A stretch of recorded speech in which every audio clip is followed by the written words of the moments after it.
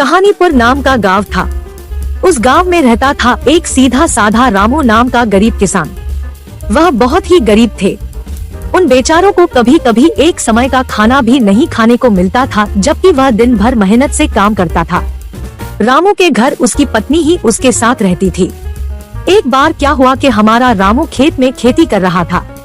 तभी अचानक उसका जो कुदाल था वह एक जोर से किसी धातु से टकराया और तेज आवाज आई। बेचारा रामू चौंक के घबरा गया। बोला, अरे ये क्या? उसने खोद कर निकाला तो वहाँ पत्थर का घड़ा निकला। खाली घड़ा और फूटी किस्मत। रामू सोचने लगा कि आखिर इस घड़े का मैं क्या करूँगा। उसने यह सोचकर घड़े को सेब के पेड़ के नीचे रख दिया। उसे वह रख रामू अपना खेती करने लगा। फिर दोपहर के समय वह अपना खाना लेकर सेब के पेड़ के नीचे खाने आ गया। भूखा थका रामू अचानक घड़े में देखता है तो यह क्या? घड़ा सेब से भरा था। उसने सोचा कि अरे इस खाली घड़े में सेब कौन भर गया। खैर ज्यादा न सोचते हुए रामू सेब निकाल कर खाने लगा और फिर घड़ा रख दिया। वह अभी सेब खा ही रहा था कि तभी एक और सेब घड़े में गिर जाता। फिर से पूरा घड़ा सेब से भर जाता है। घबराया रामू पूरी तरह हैरान हो गया, लेकिन तुरंत ही समझा गया कि ये कोई ऐसा वैसा घड़ा नहीं बल्कि निश्चित ही कोई जादुई घड़ा है। फिर कुछ विचार करके रामू घड़े को लेकर अपने घर ले जाता है। पत्नी पहुंचती है तो घर आकर रामू उसे जादुई घड़े के बारे में बताता है। पत्नी रामू पर बिल्कुल भी विश्वास नहीं करती और यह साबित करने है। यह सुन रामू एक चावल का टुकड़ा लेकर जादुई घड़े में डाल देता है और देखते ही देखते घड़ा चावल से भर गया था।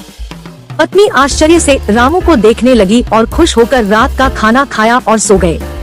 अगली सुबह रामू उस घड़े में कुछ सब्जियां डालता और सब्जियां निकालकर बाजार में बेचने का सोचता है। अब तो रोज ही ऐसा होता और फिर रामू मेहनत करके धन कमाया और बड़ा सा घर बनवा लेता है। गांव के सभी लोग चर्चा करने लगे कि कैसे रामू इतना अमीर हो गया, क्या उसके हाथ कुछ लग गया है। गांव में खूब माहिर दो चोर थे और एक दिन इन चोरों को पता चला तो दोनों चोर दिन के समय रामू के घर जाकर छुप के देखने लगे। उन्होंने देखा कि रामू घड़े में एक सब्जी डालता तो जादुई घड़ा बहुत सी सब्जी से पूरा भर जाता। दोनों चोर बहुत खुश होते हुए चोरी करने का योजना बनाते हैं। चोर योजना के अनुसार आधी रात के समय रामू के घर घुस गए और वह रखा जादुई घड़ा चोरी करके अपने घर आ गए।